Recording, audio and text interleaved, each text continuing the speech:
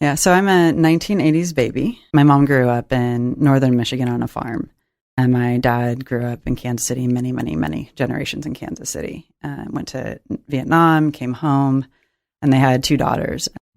And there's a lot of trauma that runs through both sides of my family. And so I think that it would have been I know it would have been a very different story. Can you share some of the broad strokes of the trauma in your family before you? Yeah, they're the byproduct of the silent generation, the World War II generation of very intense poverty. I know both my mom's family specifically lived through very intense poverty up in Michigan. I don't think they saw it as trauma. I think it was just this collective trauma. And I know specifically for my mom, being a woman was very, very hard because she's a very strong woman.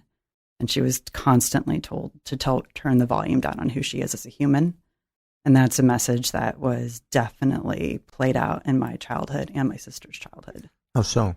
I like to joke that we were trained to show well. That's a great phrase. Yeah, and we were good at it. We perfected it. And that meant, be seen, not heard, but with a specific nuance. And I think the best example is I had crippling social anxiety and severe depression.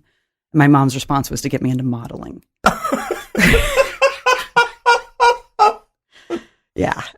Oh my God. No, I know I'm not laughing at you. You're laughing with me. I know. Yeah. I know. I mean, and she meant, and that was her best intentions. How did that go? It taught me a lot about starvation and curating a sense of who is acceptable in the world. But in a positive, unexpected way, it did give me a bit of community. I had been very bullied in my school, and all of a sudden I was running around with all these cool older models. Trauma self was a brick wall.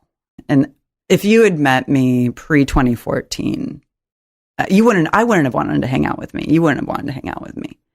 The work that I've done, the journey that I've been on has transformed who I am, and my psychological safety and ability to feel things.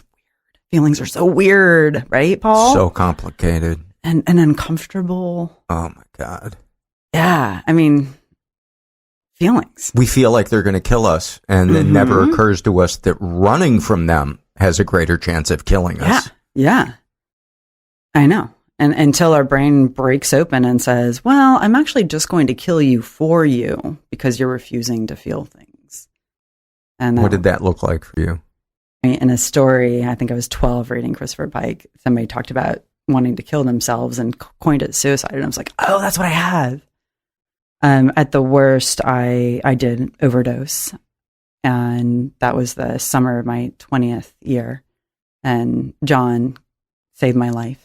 So I say he actually saved my life. He did. He came over and took me to the hospital. And yeah, I called him and said I had a whole bunch of Ambien with caveat, don't do that. People, there's tons of resources, call 988, lots of help. Life is worth living, even if it doesn't feel like it in the moment. And suicide is a permanent solution to a temporary problem.